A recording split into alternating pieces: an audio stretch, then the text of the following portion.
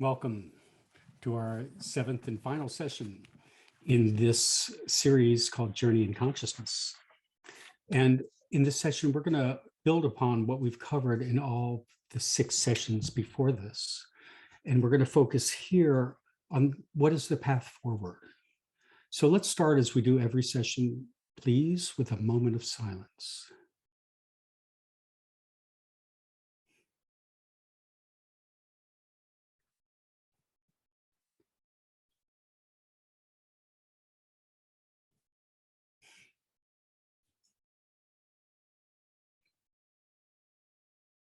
Thank you. You know, Baba said that in normal times, that is times other than during an Avataric Advent, the way to God, the path to God is actually quite hidden. And it's really available really to a very select group of quite spiritually developed people. And it's done often through quite esoteric means, through things like Sufi lineages and paths and mystical paths and sects and things like that. But Baba said in the Avataric Age that the path forward is accessible to a wide swath of humanity. And Baba said that the Avataric Age, and we are currently in that Avataric Age, that it's very unique in that sense. And it's so available to have a direct inner personal relationship with God. And Baba referred to that path as the path of love. And that's what we're going to focus on tonight. So Baba said there are many different paths, or what some call yogas, with perhaps the four most commonly ones known are karma yoga, or the path of action, bhakti yoga, the path of devotion, gnana yoga, the path of knowledge, and Raj yoga, which is the yoga of meditation and concentration. But Baba seems to have integrated all of these by focusing on what's called the path of love, which in its own way seems to incorporate all of them.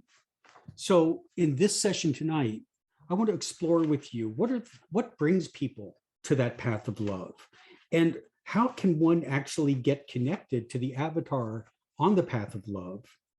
And also, what are some of the qualities that Baba said one needs to develop in order to prepare oneself for the path, and that will continue to be prepared while one is on the path? And also, what are the central components of the path of love? And then I'm going to suggest a couple of reflection questions for us towards the end that you can take with you, or if you want to stay on for the breakout sessions, we'll focus on those in the breakout sessions. But actually, I'm hoping that we can all reflect on ourselves as it relates to this path as we talk about it tonight. So let's talk about what brings people to the path of love. Because Baba noted that most people begin their relationship with God through religion in one form or another. Baba says, though realization of the truth is the ultimate destiny of all persons, there are very few who have the necessary preparation for the early fulfillment of this glorious destiny. The mind of the worldly individual is darkened by a thick layer of accumulated sanskaras, which must be considerably weakened for the aspirant even to enter the spiritual path. The usual method for gradually dissipating the load of sanskaras is to follow as strictly as possible the external code of religious rituals and ceremonies known as shariat. But there always comes a time over many lives when it tires of external conformity and becomes more interested in the realities of the inner life. When a worldly person takes to this higher kind of search, he might be said to have become an aspirant. From the standpoint of the realities of inner life, the life of external conformity may often be spiritually barren, and a life that deviates from such rigid conformity may often be spiritually rich. Illusory values are mostly conventional because they grow into the matrix of mentality, which is most common. Does not mean that conventions necessarily embody nothing but illusory values, and sometimes people stick to unconventional things for no other reason than that they are out of the ordinary. The rise from Shariat is not to be interpreted, therefore, as being merely a departure from external conformity. It is not a change from conventionality to idiosyncrasy, from the usual to the unusual. It is a change from a life of thoughtless acceptance of established traditions to a mode of being that is based upon thoughtful appreciation of the difference between the important and the unimportant. It is a change from a state of implicit ignorance to a state of critical thoughtfulness. Now, the shift from the conventional to a spiritual life therefore entails the aspirant adopting a new set of beliefs. Baba does point out, though, that this is not necessarily sufficient, these new beliefs, to move the aspirant very far. The ideas, this is from Baba, the ideas, beliefs, opinions, views, or doctrines that a person might hold intellectually constitute a superficial layer of human personality. Very often someone believes in one thing and does exactly the opposite. Very often, the newly held beliefs are seen to lack the fervor and enthusiasm that characterized allegiance to dogmas and creeds. If these newly held beliefs lack motive power, they belong only to the superficial aspects of life, and they hang loosely upon the person like an overcoat. The mind has been emancipated from the domination of uncultured emotion, but this is often achieved by sacrificing the cooperation of the heart. If the results of critical thought are to be spiritually fruitful, these results must again invade and recapture the heart so as to enlist its cooperative functioning. The transition from external conformity or shariat to the life of inner realities or tariqat involves two steps. Number one, freeing the mind from the inertia of uncritical acceptance based upon blind imitation and stirring it to critical thinking. And number two, bringing the results of critical and discriminative thinking into practical life. So this now begins the aspirant in the process of actually beginning what Baba would call the spiritual line. And there are certain key qualities that Baba has highlighted for an aspirant to begin developing. And while this Baba speaks of as the initial stage of such development, these are clearly lifelong efforts, and they're applicable to a seasoned aspirant on the path just as much as to one who's entering the path. So Baba highlights a number of qualities, and he starts with forbearance. Now, I remember hearing one of the Mandali emphasize how challenging it is to exercise patience, and I was interested in how they characterized it. They characterized it, patience, as a unique form of suffering. So here's what Baba says about forbearance, which he also links to moral courage. Every person is a rightful heir to the truth, but he who would inherit it must be spiritually prepared for it. And this spiritual preparation sometimes takes several lives of patient and persistent effort. Therefore, one of the first requirements of the aspirant is that he should combine unfailing enthusiasm with unyielding patience. Spiritual effort demands not only physical endurance and courage, but also unshrinking forbearance and unassailable moral courage. The world is caught up in Maya and is addicted to false values. Therefore, the ways of the world run counter to the standards the aspirant has set for himself. If he runs away from the world, this doesn't help him. He will again have to come back to the world to develop that quality which would enable him to face and accept the world as it is. Very often his path lies through the world that he has to serve in spite of not liking its ways. If the aspirant is to love and serve the world that does not understand him or even is intolerant toward him, he must develop infinite forbearance. Now, I can reflect for myself how challenged I've been and continue to be with reconciling myself with what I see happening around me in the world, and how easy it is for me to get caught up in my reaction to it. And I find myself, frankly, seesawing between getting caught up in my own reaction to the world and then trying to unhook from that reaction and from those feelings, and again, surrendering those to Baba, who said that he is actually the source of all that is happening. Now, Baba goes on to say, as the aspirant advances on the spiritual path, he acquires, through his contact with the perfect master or the avatar, an increasingly deeper understanding of true love.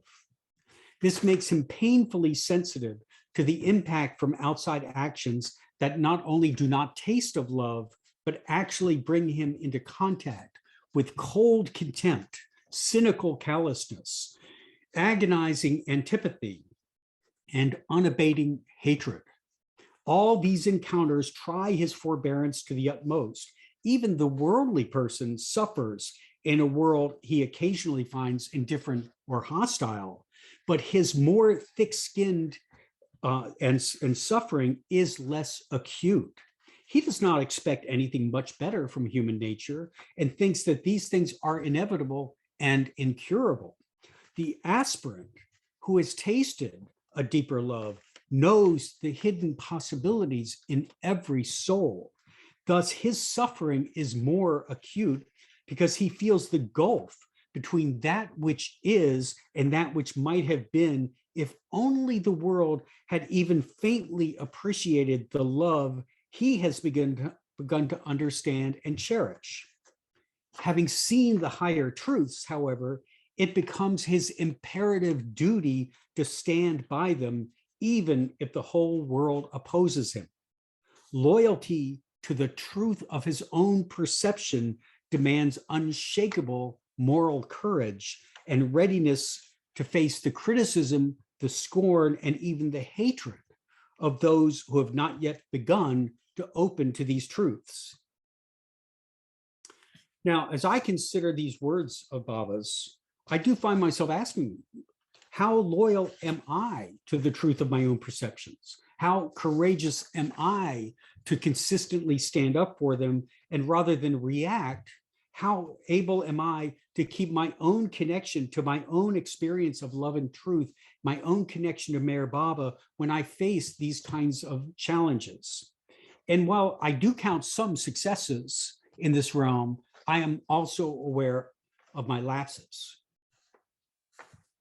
Now, one of the things that Baba so often said to his lovers when they were with him was, don't worry, be happy.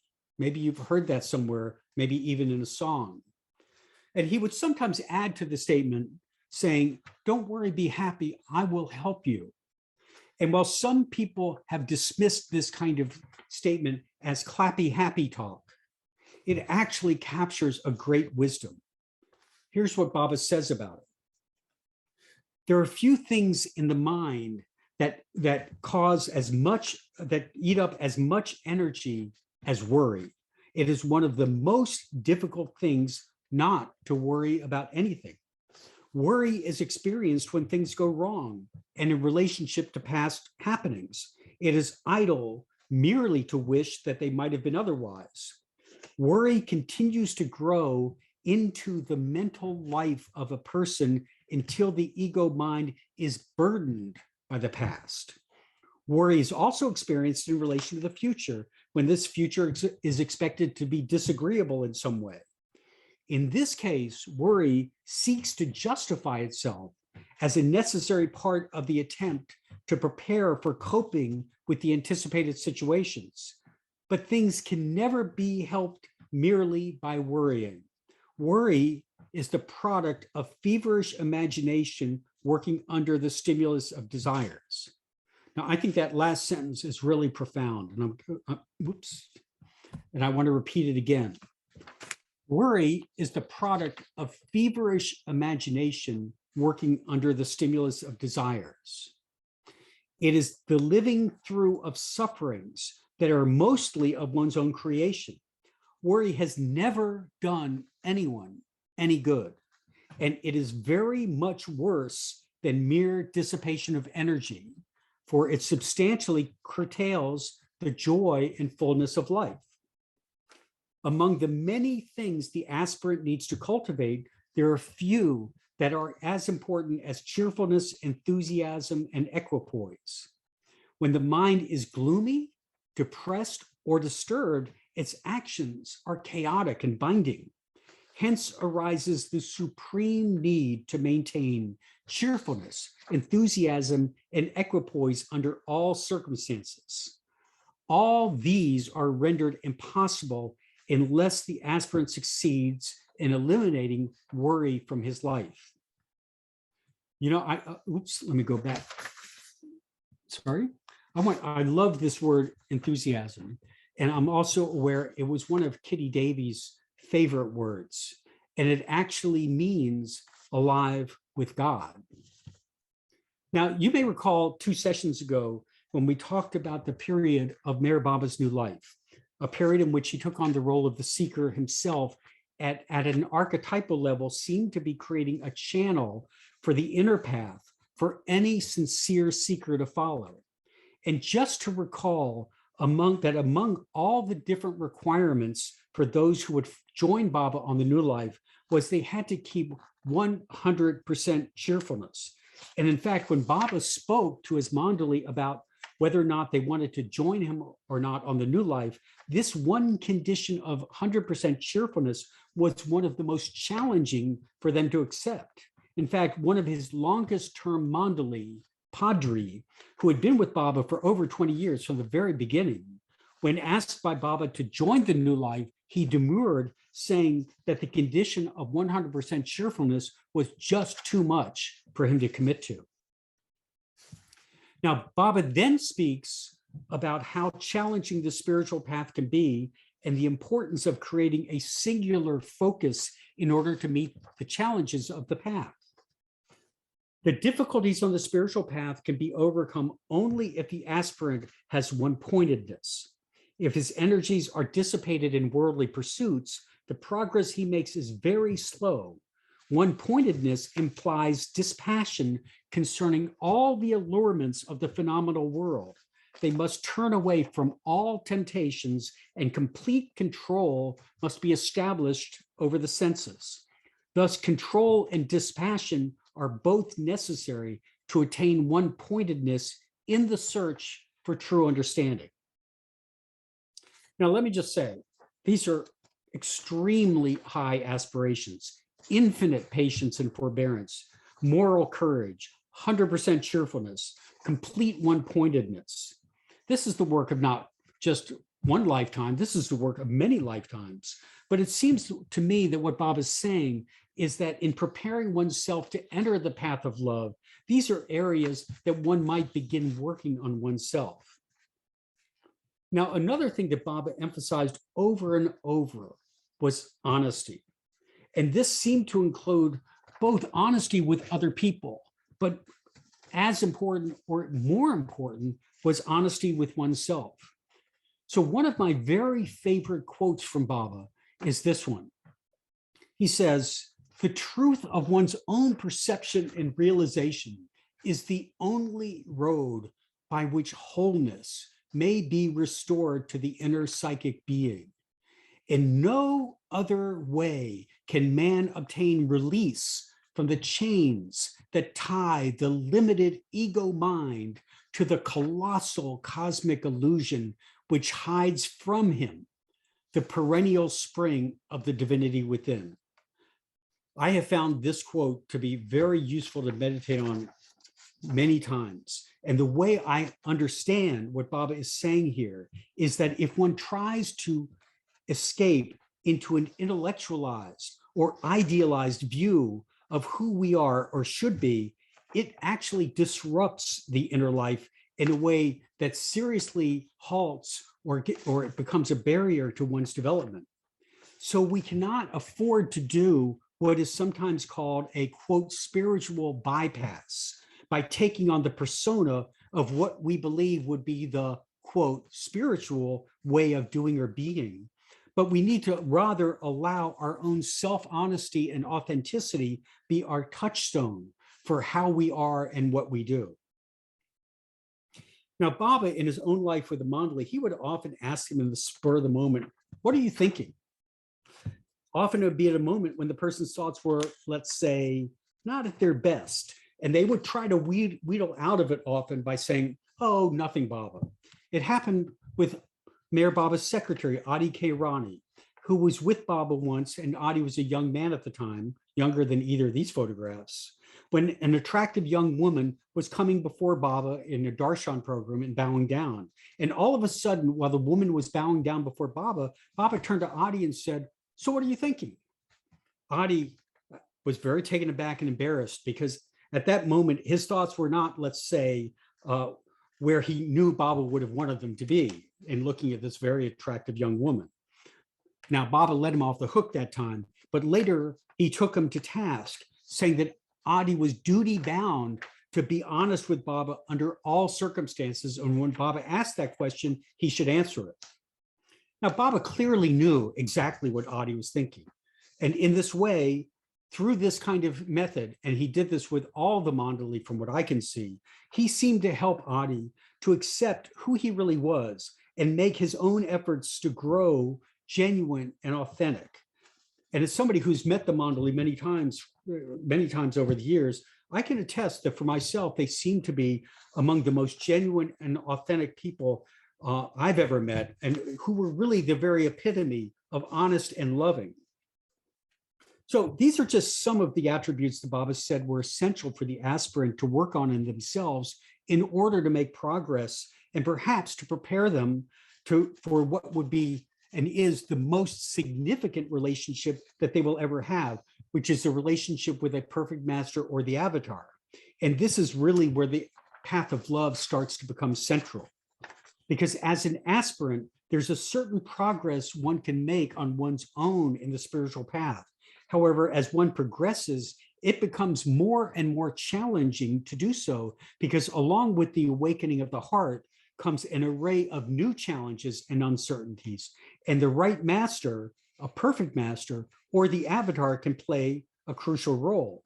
Baba says, the help of a perfect master or the avatar consists in making the spiritual journey of the aspirant sure and safe, as well as in shortening the time he might otherwise take to arrive at the goal. The help of a master is extremely valuable because he prevents the aspirant from getting stuck on the way and protects him from the pitfalls and dangers with which the spiritual path is beset. Kabir, the perfect master, has compared the three stages of the path to the three phases of fire. Just as first there's only smoke and no fire, then there is fire enveloped in smoke, and lastly there's only fire without smoke. So the beginnings of the path are enveloped in thick ignorance, midway there's confused perception of the goal, and finally there's a realization of truth without the slightest alloy of illusion. Since the path lies through the illusions of many kinds, the aspirant is never safe without the guidance of a master who knows all the stages of the path and can take him through them. Before the opening of the inner eye, this is very interesting just to say what Baba's saying here, I think. Before the opening of the inner eye, the mind conveys of the goal as the infinite. The aspirant sees the self directly when his inner eye of the spirit is open. When this happens, the mind is dazed by what it sees and is no longer as clear as it was before the opening of this inner eye. Being dazed by the perception of the self, the mind loses its capacity to think clearly and mistakes the seeing of the self with its actually being realized. Hence comes the illusion of being at the end of the path when one is still traversing it. It is in such difficult phases of the path that the master can, through his skillful intervention, give a push to the aspirant so that he keeps on going instead of getting caught up in the way. The master uses Maya to take the disciple out of Maya. And as he is himself beyond good and evil, he may often require things that are unacceptable and even shocking to the ordinary good of his disciples. The best thing for the disciple to do is to follow the instructions of the master with implicit faith without bringing them to the bar of his limited capacity of judgment. Now, Baba's given example. There's certainly examples of this in Baba's own life, but he gave some examples. One of them was Abraham, who was told by God to sacrifice his son. And of course, he was saved from doing this at the last moment, but it seemed like a pretty inscrutable and pretty far out thing to ask Abraham to do. Baba also referred to the time when Shamsi Tabriz ordered Rumi to drink wine, even though Rumi was a strict Muslim in a Muslim culture where wine is strictly forbidden. And in Baba's own time, he would tell a Hindu follower, an avowed vegetarian, to eat meat, or a Sikh who's never supposed to smoke to have a cigarette. And perhaps these don't seem as dramatic as the Abraham story or the Rumi story. These were orders that the Mandali were expected to instantly obey. And these orders seem to be designed to break the Mandali free of attachments to worn out beliefs and rituals and to have full confidence in Baba, but they were not always easy to obey. So Baba has been very clear about the importance of the master and the valuable role he can play. But what if one wants a master but doesn't feel one has one? As we discussed in a previous session, there are a few factors that seem to be important in getting connected to the master. First, it seems to rest on the sincerity of intention. For if one is doing this based on a divided or superficial interest, they would have difficulty in attracting a master. However, Baba says the real master is always on the lookout for one who is spiritually ready so that they can help and assist them in their journey. Hence, the importance of cultivating those divine qualities we talked about a few minutes ago. However, if one is not spiritually ready, it might not be helpful to connect to a master and could actually create further barriers should they prematurely connect. There are many examples of people who were in contact with Baba even for years before they finally opened to him and accepted him as their master. And some of these examples even include spouses of long-term Mandali members. And I, for one, am one who was in contact with Baba for a number of years before I opened up to him and accepted him as my master. So readiness means that the aspirant is poised to accept the fundamental responsibilities of discipleship, which include complete loyalty to the master, implicit obedience, and deep surrender in accepting all that the master gives to the disciple, or as Baba would sometimes say, accepting the kisses and the kicks.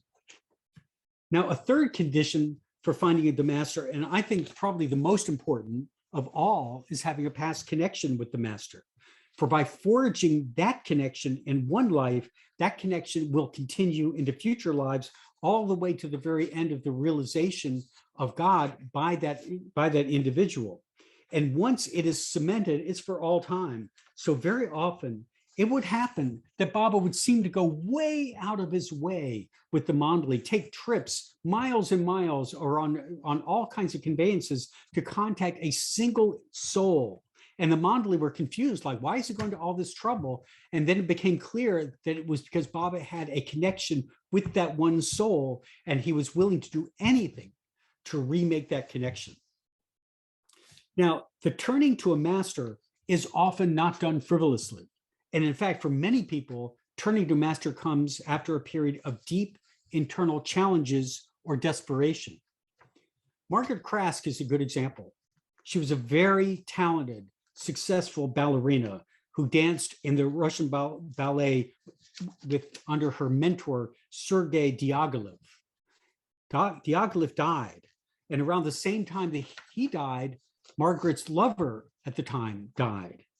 And also another close person in her life died. So she was completely uprooted from her prior life. And in her state of deep unhappiness, she heard of Baba. She was living in England at the time, and thus began a discipleship of Baba, of one of Baba's very closest followers and disciples that spanned nearly 6 decades. Now, Margaret Crask is just one example among so many, and perhaps it is because in this kind of state of disillusion or desperation with the world that one can truly open one's heart to a different reality and possibility on which to base one's life. It was certainly my experience, and it was perhaps yours.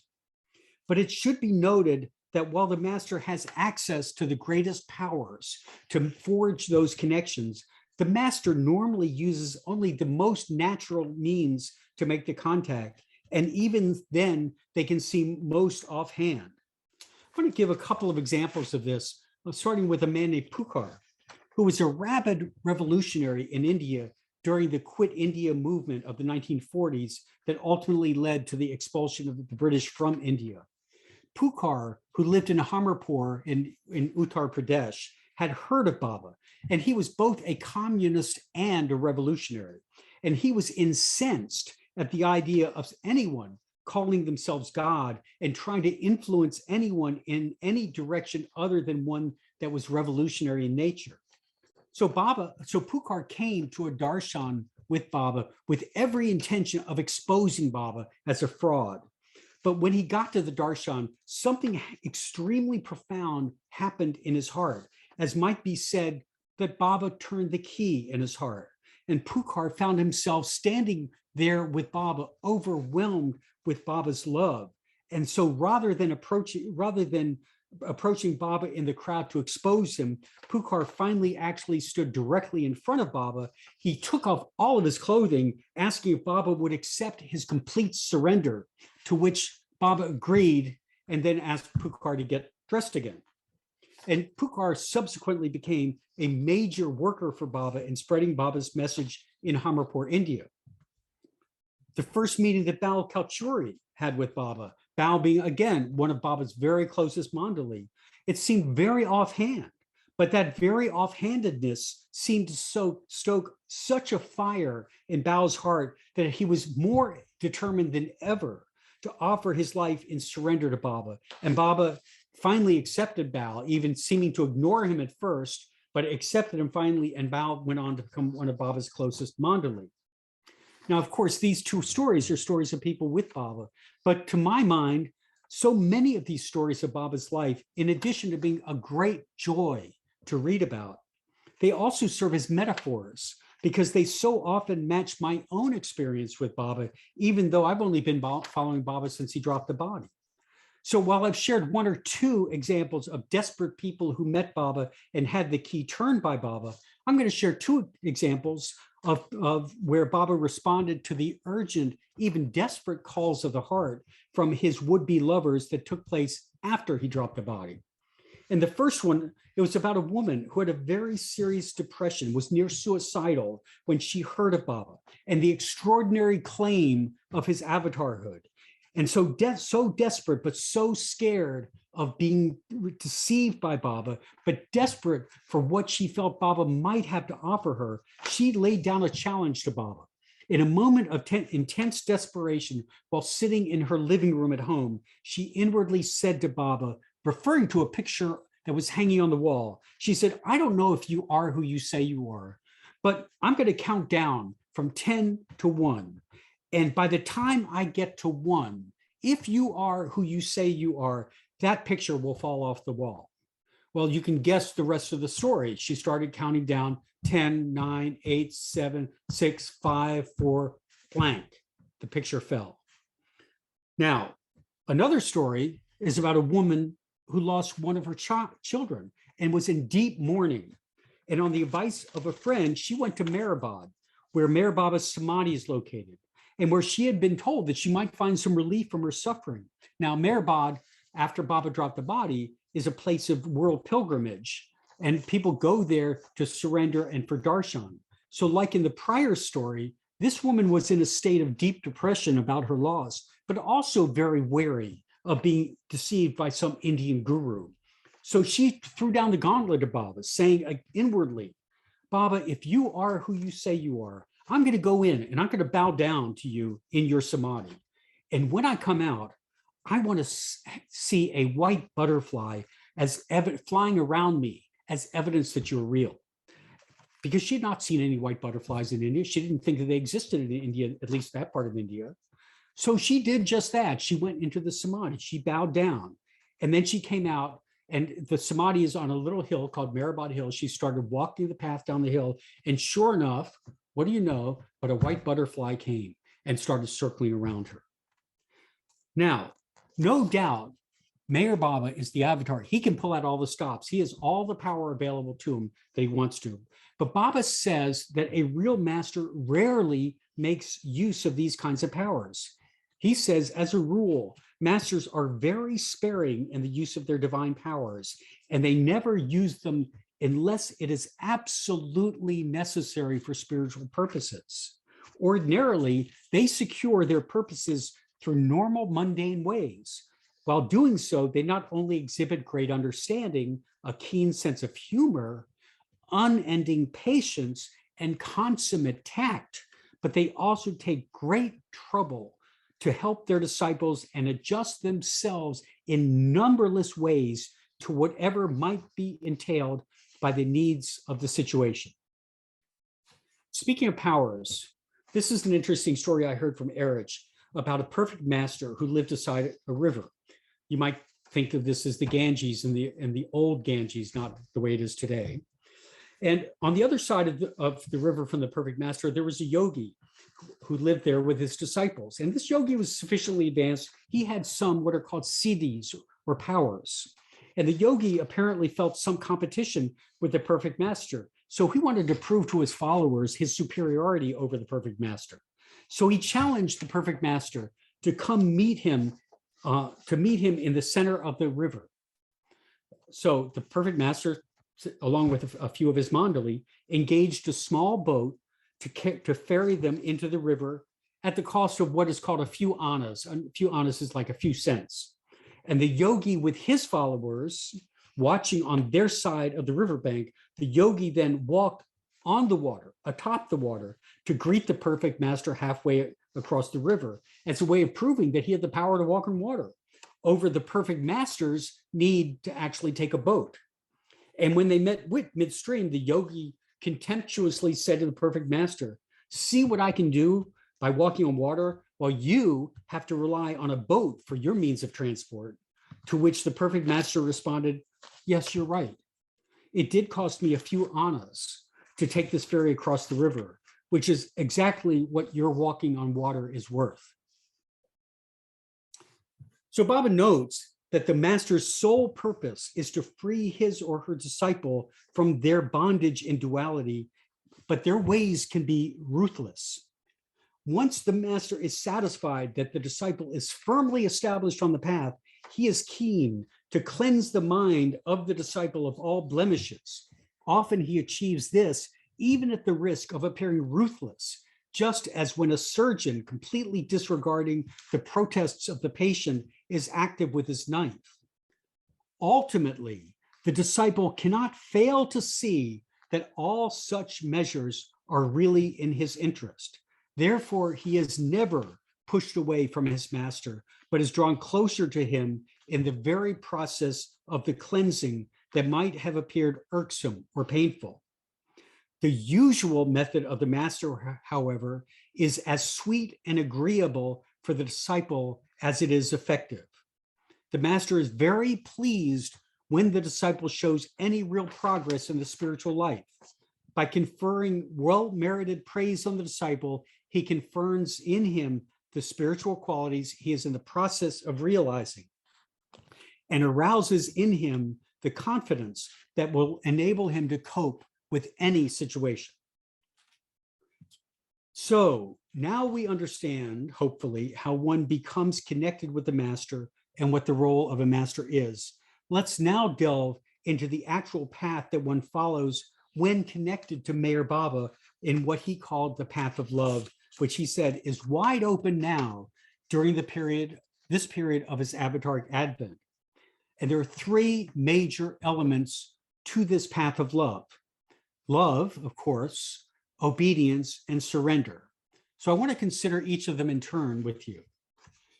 Baba has made it clear that the relationship with him becomes the primary focus and driving force in the life of the disciple.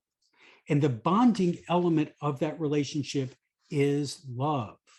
It is love that first awakens one to Baba's presence in their hearts. It is love that sustains the lover, enabling him or her to endure the tests and trials of following Baba.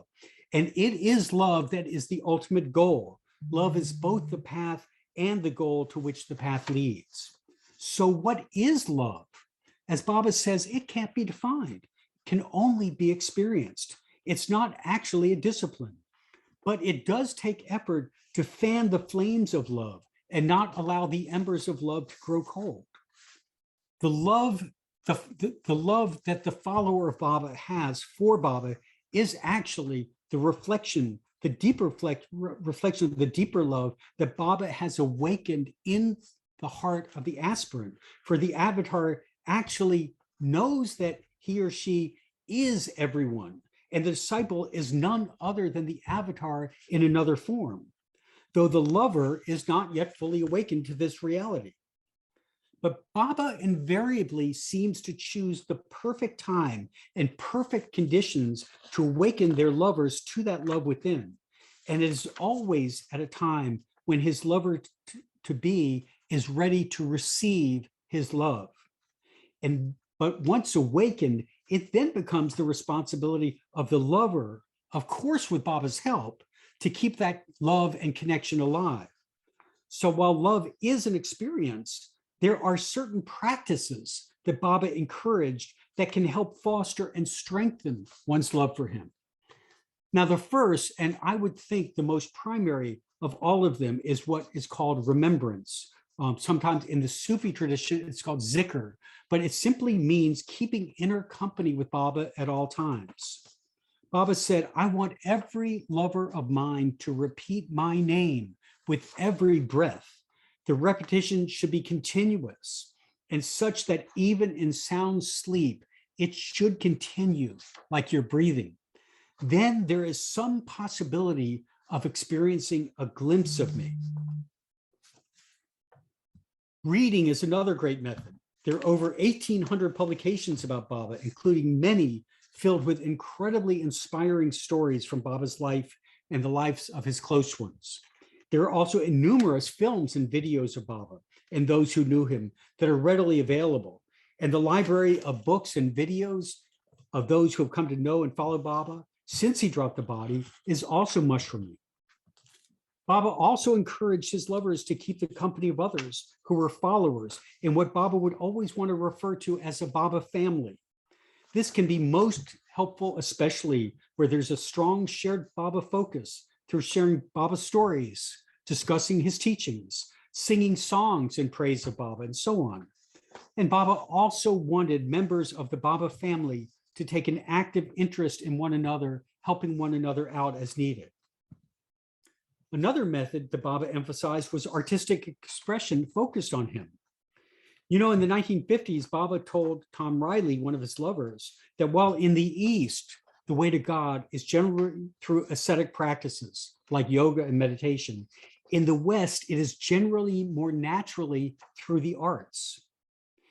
Now, in the early days, it was interesting that the vast majority of Baba's Western lovers were connected to him were in the arts, such as dance, music, film, theater, poetry, writing, and so on. And today one finds a vast array of artistic expression in the Baba world. And this is coming not now just from the West, but also from the East, as the mingling of the East and West that Baba precipitated seems to be right on track. There are also retreat centers dedicated to Meher Baba that are available to his lovers where his presence can be felt, perhaps more strongly than anywhere else. And there are 3 major retreat centers in the world. one in India where Baba's body is buried at the Samadhi, one in Myrtle Beach, South Carolina, where he said he would never leave, and one in Australia, in Queensland, at Avatar's abode. There are also other centers that are also places where his lovers go and find a deeper connection with Baba in their hearts that is greatly enhanced. No matter how it is done, the lover must make the effort to keep the love alive by keeping the connection alive with Baba. But the good news is that this is never a dry effort, and that any sincere effort is most often met with the joy of being able to feel Baba's presence inwardly. The second watchword on the path of love is obedience. Those who lived with Baba physically were his intimate mandali. Their life was one of absolute obedience, with a rigor that is in so many ways hard for me to imagine. Any examination of Baba's life would show that life with him or any genuine perfect master is not a bed of roses. It forces one to confront the very foundation of one's separative ego and release it in favor of the higher self. And Baba then and still today demonstrates his mastery, especially in designing exactly those situations for his lovers that are particularly helpful in achieving what he called effacement of the false self. Obedience to Baba was no joke, and while it could be quite dramatic, it often was done in the most mundane way possible. For example, Bal Kachuri often filled the role of being Baba's night watchman. Now, Baba never slept as a normal person does, but he would retire for the night and rest on a bed, and he would always have someone outside the room, outside the door. And the night watchman had to be available to Baba should there be any need during the night. For example, to get a glass of water, take a note, or whatever. When doing night watch, Bal had to sit on a chair, these chairs in India, I can say from personal experience, especially at that time, were anything but ergonomically designed. He had to sit on a hard chair without any movement for hours at a time. And even if he shifted position slightly, Baba would take him to task for having made noise. And sometimes there would be mosquitoes buzzing around and biting him, and he couldn't do anything to stop that. So this wasn't some kind of exciting, ego-inflating version of obedience that you could brag about. This was obedience of the most mundane, humble type. And it seemed to be clearly for the purpose of eradicating Bal's ego mind and sense of importance, so he could deepen his focus on Baba's presence within and on his obedience. Now, for the most part, Baba didn't usually direct people to undergo unusual practices or austerities. He emphasized the internal renunciation of wants and desires versus the external renunciation associated with ascetic practices.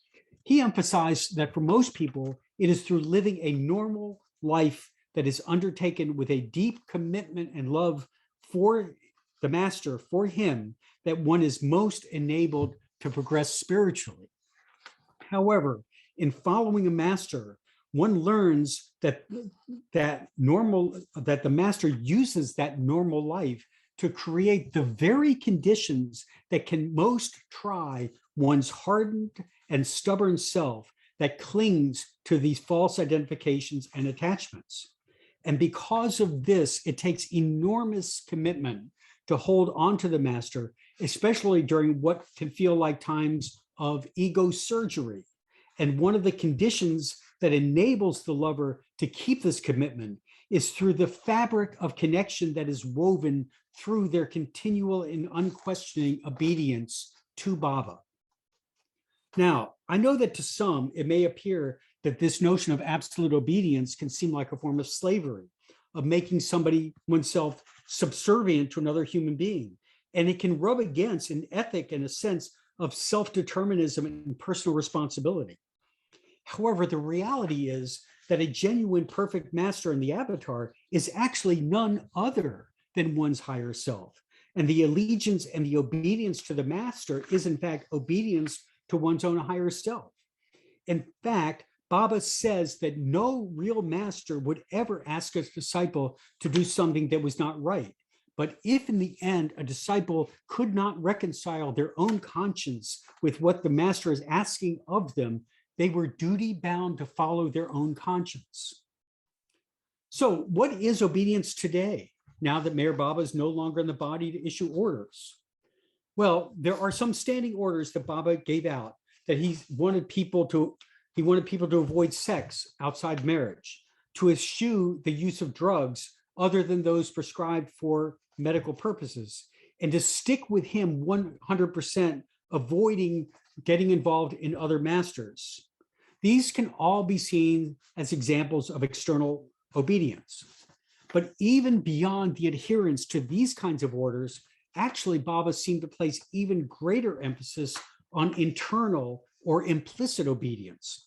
Baba made it clear that as one matures, one learns to rely on the external form of the master, and one learns to find him in, make it clear that as one matures, one learns to find him inside one's own being rather than relying on the external form of the master.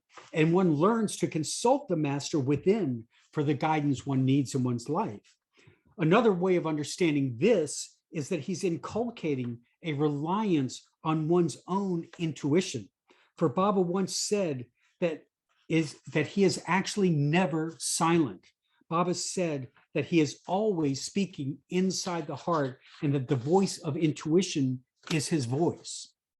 So one way of understanding Baba's silence is that it was an archetypal act on his part to create a channel within each individual so that we can redirect our attention from the outward focus to the focus on our own intuition as the own source of our inspiration and guidance. Because Baba said that the impact of his universal work would be to raise the general level of humanity from the level of reason to the level of intuition. And learning to listen to and follow one's intuitive feeling of what the master wants, it seems to me, is the essence of obedience. And the practice of this form of obedience is the second major practice of the disciple, of the lover in the path of love. Now, there's a third practice that Baba emphasizes, and that is surrender. Now, I suspect that one of the biggest barriers for many folks to the idea of following a master is the idea of surrenderance. There's no shortage of shocking stories about people who were viewed as spiritual teachers delivering abuse to their followers. For some people, the very notion of a guru conjures up exactly these kinds of images. Now, we've talked in previous sessions about the different stages of spiritual development, including the different planes of involution. So anyone who is on what can be called an intermediate plane of consciousness is not perfect. As such, they are still subject to their own samskaric makeup. Meher Baba has even said that lust persists all the way up to the sixth plane. So there's the possibility of someone in a lower plane, possibly through self-delusion, offering to serve as a master to others who still harbor some egoic impulses that may drive themselves to behave in abusive ways toward their followers. So for this reason, Baba says one should only follow a master who is perfect, which would mean a perfect master or the avatar for the most part.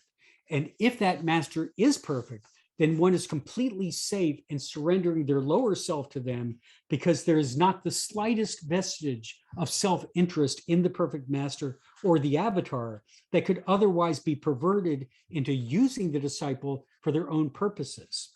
The perfect master or the avatar are there solely to benefit humanity, and specifically there to benefit those who have surrendered to them. So in that context, what does Baba say is surrender? In his message called The Seven Realities, Baba says, the only real surrender is that in which poise is undisturbed by any adverse circumstance, and the individual, amidst every kind of hardship, is resigned with perfect calm to the will of God. Now, if that isn't a tall order, I don't know what is. It is the ultimate in accepting that everything that happens to me is from God, the divine, from Meher Baba, and to trust that it's ultimately for my own spiritual growth. Hafez, the great God-realized being, the great Persian Sufi poet, said, "Whatever my master does is of the highest benefit to all concerned. This includes accepting the setbacks of life, such as divorce, sickness, loss of job or position, loss of friendship, humiliations, financial challenges, societal pressures, and other disappointments." Mayor Baba said that the new life, the template for the spiritual life that he laid down, was a life of helplessness and hopelessness. Isn't that kind of synonymous with surrender too? That we are beyond living with the expectations of help, or that things are going to change one way or the other. One of the major sources of resistance to this notion of surrender and obedience that I've heard is the concern that people have about giving up what they feel is their own sense of personal responsibility and becoming a passive vehicle for others to substitute their will for one's own will. I don't believe that in this, that Baba is calling for passivity. In fact, he encouraged people to take responsibility, to act as if they had agency. But on the inner level, it was to be done without attachment to results. In that sense, Baba's message was identical to the time that is recorded in the Bhagavad Gita, when in that beautiful avataric form of Lord Krishna, the avatar told Arjuna that Arjuna was bound to do his duty in fighting this war against his own brethren, but to do so without any concern for or attachment to the outcome. Baba at one time said, "Understanding has no meaning. Love has meaning. Obedience has more meaning. Holding onto my daman has most meaning." The daman means the hem of the garment, as you see Baba holding there in this photograph. And it's a way of saying not letting go of him. Baba emphasized that for most of his lovers, and he called those who followed him his lovers, it was not an external surrender he was after. He wasn't asking his followers for money, possessions, or any such thing. In fact, most often when people would offer Baba money, he wouldn't accept it. Or if he took it, he'd just give it away to people that were in need of it, poor people and so on. Rather, this way of holding on to him involved holding on to him at all costs, holding on to his daman, and trust that all that happens or all that one goes through is given to one by Baba to further their own awakening. And rather than to fight it, to surrender to it with all trust in Baba. So surrender seems to boil down to do your best and leave to Baba the rest. And while that might fit well on a bumper sticker, it is infinitely harder, for me anyway, to put that into practice. I want to share a poem that a good friend of mine, James O.D., offered that was inspired by Baba, and it seems to address this very issue of surrender.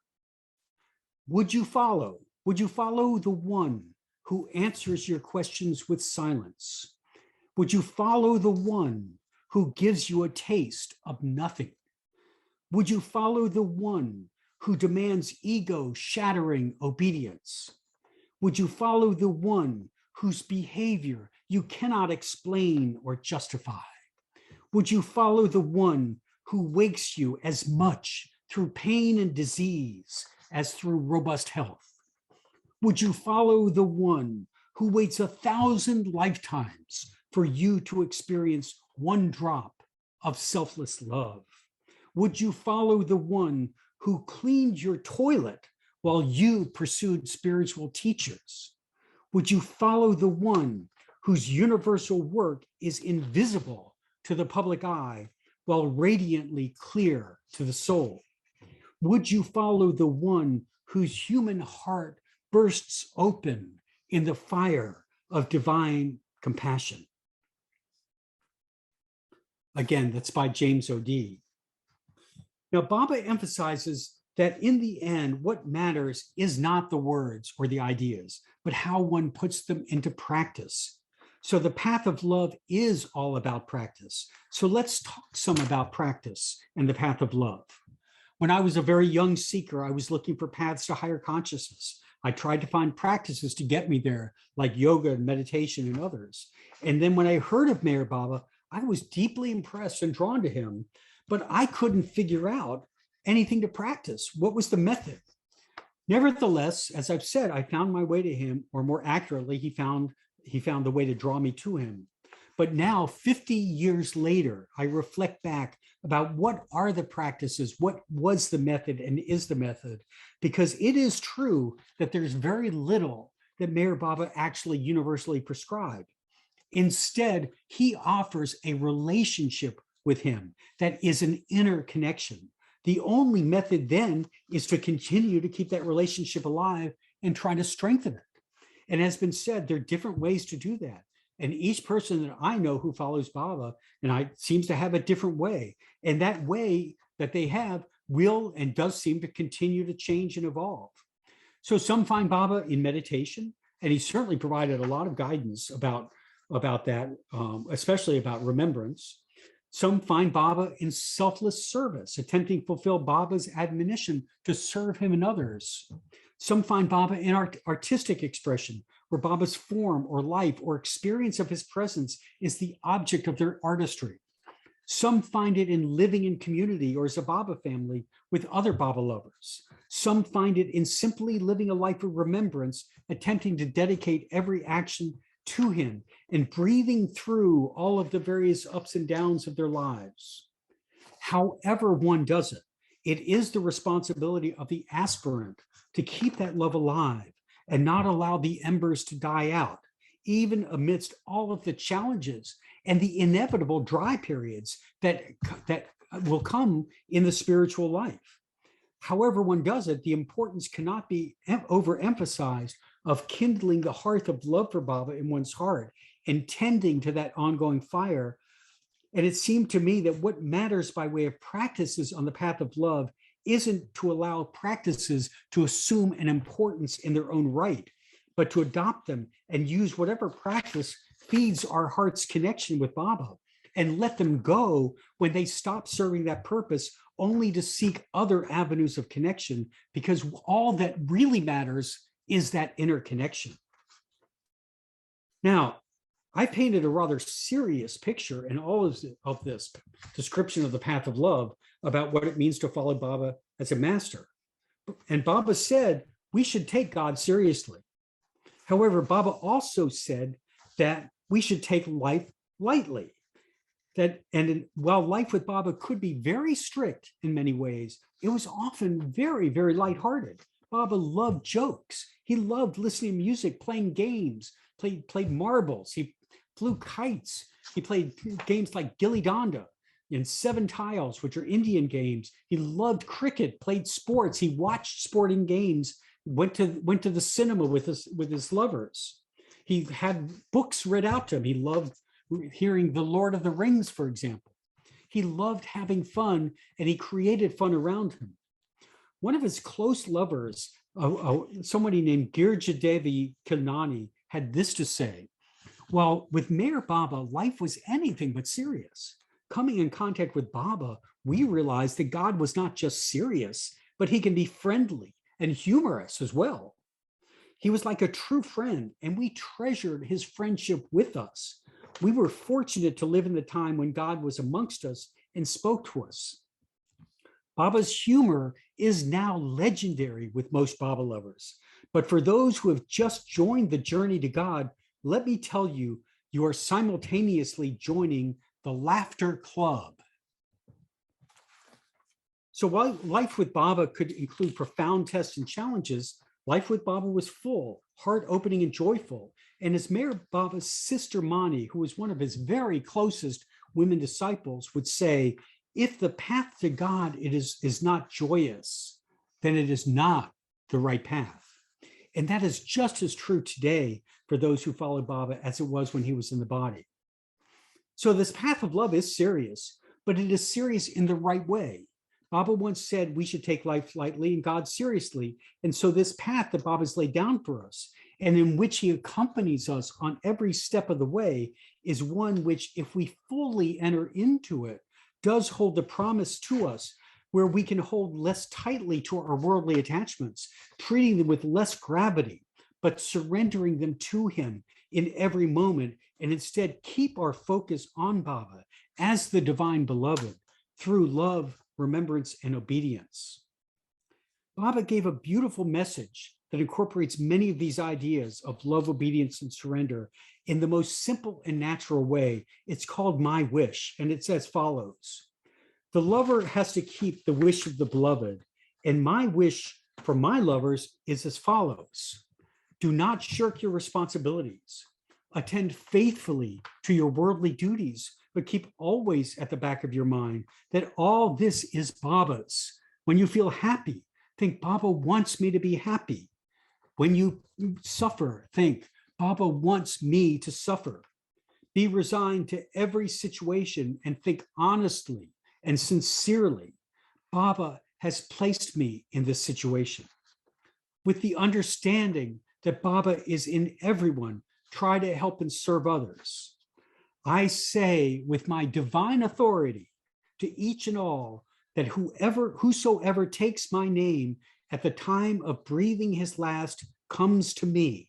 So do not forget to remember me in your last moments. Unless you start remembering me from now on, it will be difficult to remember me when your end approaches. You should start practicing from now on.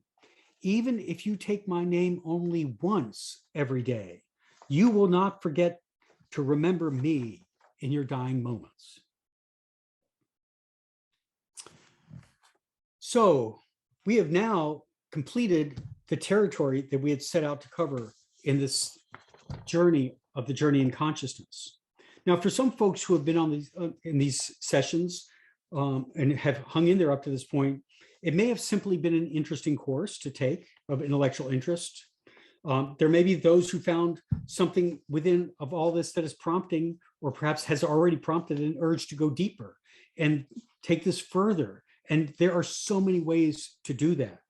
And both of these are fine, because Baba said that for some people, just hearing his name and learning about him may be all that needs to be done at this time to satisfy them, but that what's been absorbed will inevitably function like a seed that will grow in the heart over time. I know when I first heard of Meher Baba and actually spent 2 years considering him before I came to the point where I actually turned to him full on and said, please show me who you really are. And it was only at that point that my heart was sufficiently open for Meher Baba to give me the experience that showed me that not only is he my master, but he's been with me all along throughout my life, and perhaps, probably even in lives before this one. Towever, for many others, the recognition of Baba and the awakening of a sense of connection with him has been immediate. But for others, it took their passing through some challenging personal experiences before they were ready to open up to allow Baba in. It's completely individual. Part of the wondrous nature and beauty of Meher Baba is that he is not a technique. He's not a methodology. He is an eternally present, living within each one of us and is available to all. And if one is sincerely interested in exploring a relationship with him, that's what one stands to gain, a relationship. And it's not a relationship with some external being, but with the one who resides deep inside our hearts, our own higher self. For as Baba has said, coming to God is not a coming to something you don't already have. It is a finding a treasure inside that's been buried under the debris of the false self, and one only needs a sincere heart to begin to uncover it. So in this journey of consciousness, we've traversed through these 7 sessions a great deal of ground. We've explored the purpose of creation, which is for God, who starts in the beyond state, in a state of infinite unconsciousness, with the urge to know himself as infinite consciousness, and then creation, which emanated from that urge, becomes the means that the individual drop soul coming out of that infinite ocean of unconscious God goes through 3 major phases in the journey back to God. And the process by which the drop soul's consciousness evolves and grows is through the process of winding sanskaras and karma, and then the eventual unwinding of these accumulated sanskaras as one readies oneself to actually enter into the spiritual path. We talked about the pivotal role of the master in helping achieve the unwinding of those sanskaras and setting the individual on the spiritual path and providing help so that we can traverse that path along the way. We talked about the life and work of Avatar Meher Baba as the creator and as the one who's made himself fully available to all who are prepared to take up the gauntlet of facing oneself in the interest of ultimately surrendering our lower self in favor of our true self. The impact of Meher Baba's universal work of the new humanity we talked about, and the invitation by Baba to all of his lovers to participate in helping bring about this new humanity. And finally, in this session, we've talked about the path of love that Baba has laid out for the sincere seeker or aspirant to follow in order to progress in their own journey in consciousness. I am hopeful that you've gained some value from this, hopefully as much as I've gained from being able to prepare these sessions and share them with you. And I'm going to leave you with 2 questions to consider, and which we will explore in the breakout session if you decide to stay on. And the questions are, what's resonated for you and been of value for you in these series, and what are you going to do with it? And I'm going to leave those questions, but I want to close the series with a quote from Avatar Meher Baba that has deeply touched me and hopefully will touch you as well. Baba said, "The time is also ripe when humanity will ardently seek to contact the embodiment of truth in the form of the God-man or the avatar, through whom it can be inspired and lifted into spiritual understanding. It will accept the guidance that comes from divine authority. Only the outpouring of divine love can bring about spiritual awakening. In this critical time of universal suffering, humanity is becoming ready to turn toward its higher self and to fulfill the will of God. Divine love will perform the supreme miracle of bringing God into the hearts of man and of getting him established in lasting and true happiness. It will satisfy the greatest need and longing of mankind. Divine love will make people selfless and helpful in their mutual relationships, and it will bring about the ultimate solution of all problems. The new brotherhood on earth shall be a fulfilled fact, and nations will be united in the fraternity of love and truth. My existence is for this love and this truth. To suffering humanity, I say, have hope. I have come to help you in surrendering yourselves to the cause of God and in accepting his grace of love and truth. I have come to help you in winning the one victory of all victories, to win yourself." Can we have a moment of silence, please?